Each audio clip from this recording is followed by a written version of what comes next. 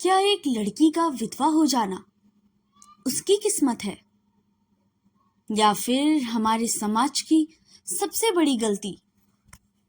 क्या सच में इंसान की जिंदगी सिर्फ उसकी किस्मत से तय होती है, या फिर समाज भी उसकी तकदीर लिखता है? आज की इस कहानी में आप जानेंगे एक ऐसी लड़की की कहानी जिसकी जिंदगी में खुशियां कम और दर्द ज्यादा था, और जिसका सबसे बड़ा कसूर सिर्फ उसकी किस्मत थी। नमस्कार दोस्तों, आप सुनने जा रहे हैं महान लेखिका सुभद्रा कुमारी चौहान की लिखी एक दिल को छू लेने वाली कहानी, किस्मत। भौजी, तुम सदा सदैव धोती क्यों पहनती हो? मैं क्या बताऊं मुन्नी। क्यों भौजी, क्या तुम्हें अम्मा रंगीन धोती नहीं पहनने देती? नहीं मुन्नी, मेरी किस्मत ही नहीं पहनने देती। अम्मा भी क्या करे। किस्मत? किस्मत कौन है भौजी? वह भी क्या अम्मा की तरह तुमसे लड़ा करती है और गालियां देती है? 7 साल की मुन्नी ने किशोरी के गले में बाहें डालकर पेट पर झूलते हुए पूछा, किस्मत कहाँ है? भौजी, मुझे भी बता दो। सिल पर का पिसा हुआ मसाला कटोरी में उठाते हुए किशोरी ने एक ठंडी सांस ली और बोली, किस्मत कहाँ है मुन्नी? क्या बताऊं? आंचल से आंसू पोंछकर किशोरी ने तरकारी बघार दी। खाना तैयार होने में अभी आधा घंटे की देर थी। इसी समय मुन्नी की माँ गरजती हुई चौके में आई। बोली, 10, 10:30 बज रहे हैं और अभी तक खाना ही नहीं बना। बच्चे क्या भूखे ही स्कूल चले जाएंगे? बाप रे बाप, मैं तो इस कुलच्छनी से हैरान हो गई हूँ। घर में ऐसा कौन सा भारी काम है जो समय पर खाना भी तैयार नहीं होता है? दुनिया में सभी औरतें काम करती हैं, या तो तू ही अनोखी काम करने वाली है। एक सांस में मुन्नी की माँ की बातें कह गई और पीछा पटा बिछाकर चौके में बैठ गई। किशोरी ने डरते डरते कहा, अम्मा जी, अभी तो 9 ही बजे हैं। आधा घंटे में सब तैयार हो जाता है। तुम क्यों तकलीफ करती हो? चिमटा खींचकर किशोरी को मारती हुई सास बोली, आहा, तू सच्ची और मैं झूठी?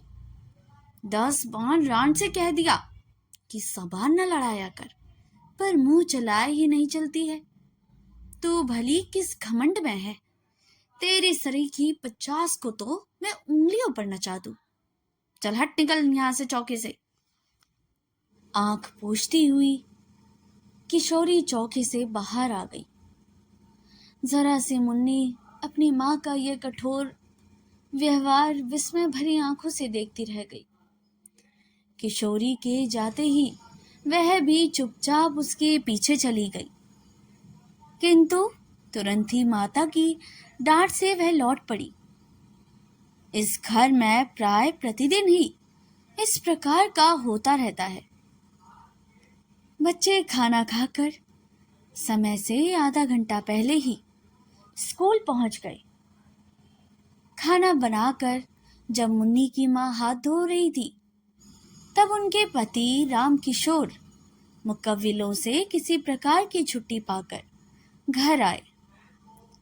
सुनसान घर को देखकर बोले, बच्चे कहाँ गए हैं सब? नथुने फुलाती हुई मुन्नी की माँ ने कहा, स्कूल गए हैं, और कहाँ जाते? कितना समय हो गया? कुछ खबर भी है? घड़ी निकाल कर देखते हुए राम किशोर बोले, अभी तो 9:30 ही बजे हैं। मुझे कचहरी भी तो जाना है। मुन्नी की माँ तड़प कर बोली, जरूर तुमने सुन लिया होगा, दुलारी बहू ने ना कहा था और तुम 9:30 पर पहुंच गए, तो इतना ही क्या काम किया? तुम उसकी बात कभी झूठी नहीं होने दोगे। मैं तो कहती हूँ कि इस घर में नौकर चाकर तक का मान मुलाहिजा है, पर मेरा नहीं। सब सच्चे और मैं झूठी, कहकर मुन्नी की माँ जोर जोर से लगी। हाय, मुझे ही सब झूठा कहते हैं,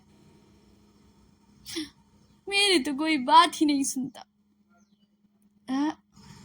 अरे मैं तो यही कहता कि तुम झूठी हो। घड़ी ही गलत हो गई होगी, फिर इसमें रोने की कोई बात नहीं है। कहते कहते राम किशोर जी स्नान करने चले गए।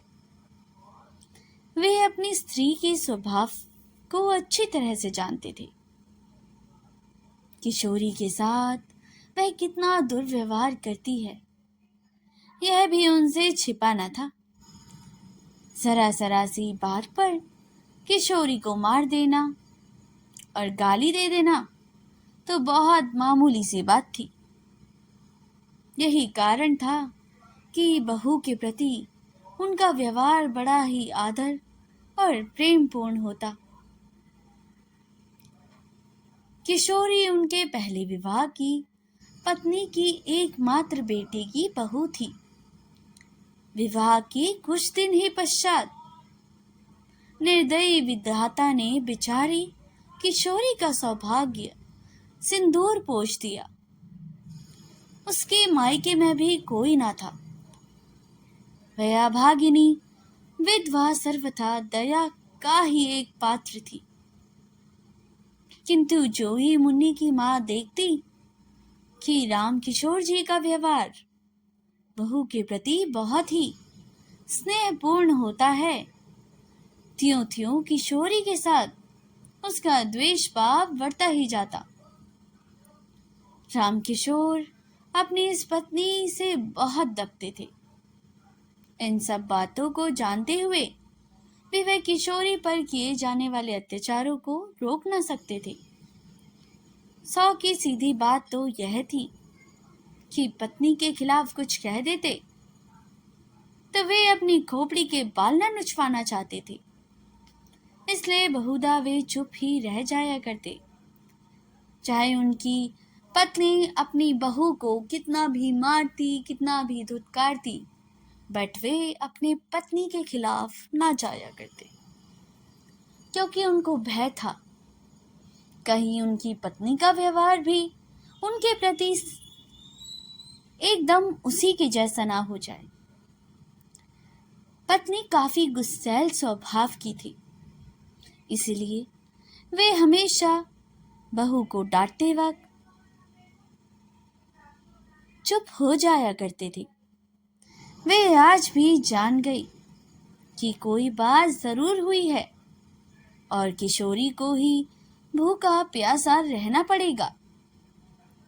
इसलिए कचहरी जाने से पहले किशोरी के कमरे की तरफ गए और कहते गए कि भूखी ना रहना, बेटी बेटी रोटी जरूर खा लेना, नहीं तो मुझे बहुत दुख होगा। रोटी जरूर खा लेना, नहीं तो मुझे बहुत दुख होगा। राम किशोर का यह वाक्य मुन्नी के माँ ने सुन लिया। उसके सर से पैर तक आग लग गई।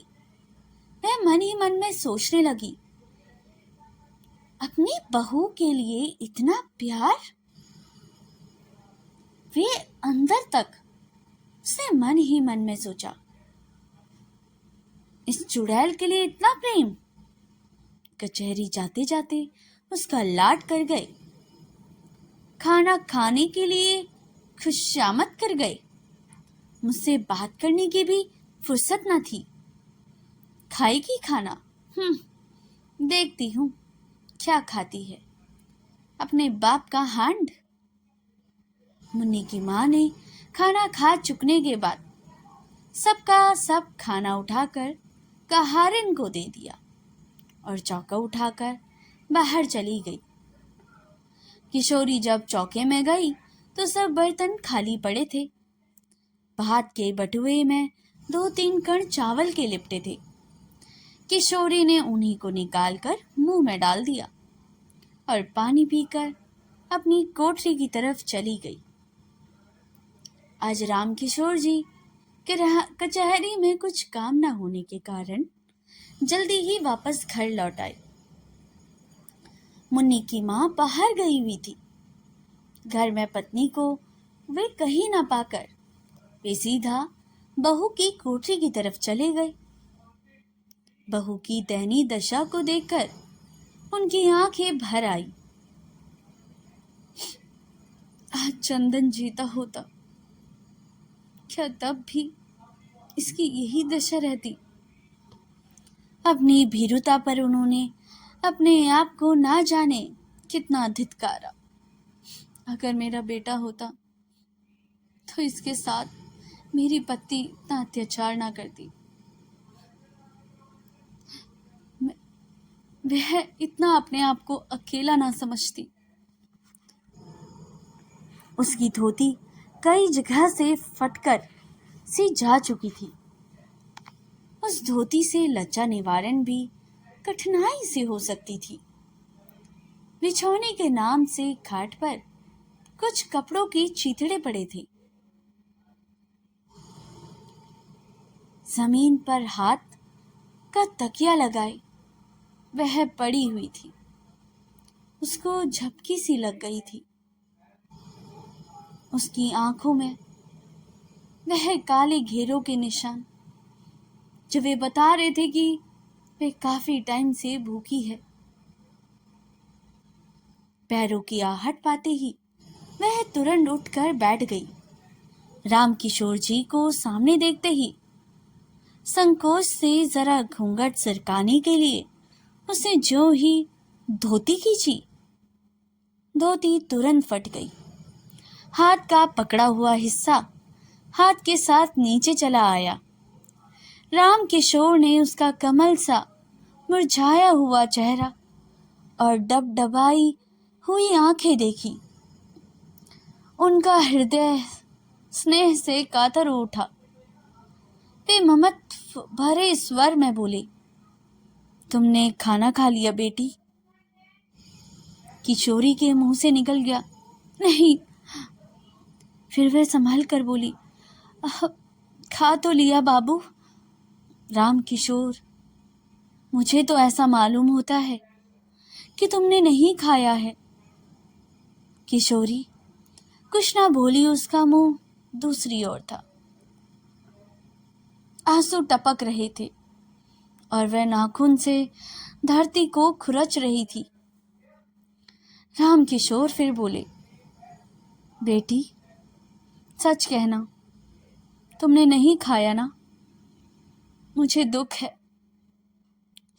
कि तुमने अपने बूढ़े ससुर की एक जरा सी बात ना मानी। किशोरी को बड़ी ग्लानि हो रही थी कि वह क्या उत्तर दे। कुछ देर में बोली, बाबू मैंने आपकी आज्ञा का पालन किया है। जो कुछ चौके में था खा लिया, झूठ नहीं कहती। रामकिशोर को विश्वास न हुआ। कहारिन को बुलाकर पूछा तो कहारिन ने कहा, मेरे सामने तो बहू ने कुछ नहीं खाया। माँ जी ने चौका पहले ही से ही खाली कर दिया था, खाती भी तो क्या। पत्नी की निष्ठा पर कुपित और बहू के सौजन्य पर रामकिशोर जी पानी पानी हो गए। आज उनकी जेब में 40 थे। उसमें से 10 निकालकर वे बहू को देते हुए बोले, यह रुपए रखो बेटी, तुम्हें यदि जरूरत पड़े तो खर्च करना। इसी समय आधी की तरह मुन्नी की माँ ने कोठरी में प्रवेश कर दिया। 20 से ही रुपयों को झपट कर छीन लिया। वह किशोरी के हाथ तक पहुंचने भी ना पाए थे। गुस्से से तड़प कर बोली, बाप रे बाप, हे राम, अंधेरा हो गया। कलयुग जो ना करावे से तो थोड़ा ही है। अपने सिर पर की तो चांदी तो तुम लाज रखते हो। बेटी बहू के सूने घर में घुसते तुम्हें बिल्कुल भी लज्जा नहीं आई। तुम्हारे ही सर चढ़ाने से तो यह इतनी सर चढ़ी है। पर मैं न जानती थी कि बात इतनी बढ़ चुकी है। इस बुढ़ापे में गड़े ही जा रहे कि गिरे। राम राम राम। इसी पाप से के बोझ से धरती दब जाती। वे तीर की तरह कोठरी से निकल गई। उसके पीछे ही राम किशोर भी चुपचाप चले गए। वे बेहद वृद्ध तो न थे, परंतु जीवन में नित्य होने वाली इन घटनाओं और जवान बेटे की मृत्यु से वे अपनी उम्र के लिहाज से बहुत बूढ़े हो चुके थे। ग्लानि और शोक से वे बाहर की बैठक में जाकर लेट गए। उन्हें रह रहकर चंदन की याद आ रही थी। तकिए में मुंह छुपाकर वह रो उठे। पीछे से आकर मुन्नी ने पिता के गले में बाहें डाल दी। पूछा, क्यों रोते हो बाबू? रामकिशोर ने विरक्ति के भाव से कहा, अपनी किस्मत के लिए बेटी। सवेरे मुन्नी ने भौजी के मुंह से भी किस्मत का नाम सुना था और उसके बाद उसे रोते हुए देखा था। इस समय अपने पिता को भी किस्मत के नाम से रोते देखा तो विस्मित होकर पूछा, किस्मत कहाँ रहती है बाबू? क्या वह अम्मा की कोई गलती है? मुन्नी के इस भोले से प्रश्न से दुख के समय भी रामकिशोर को हंसी आ गई और वे बोले, हाँ, वह तुम्हारी अम्मा की बहन है। मुन्नी ने विश्वास का भाव प्रकट करते हुए कहा, तभी वे तुम्हें भी और भौजी को भी रुलाया करती है। तो दोस्तों, यह कहानी हम यहीं पर समाप्त होती है।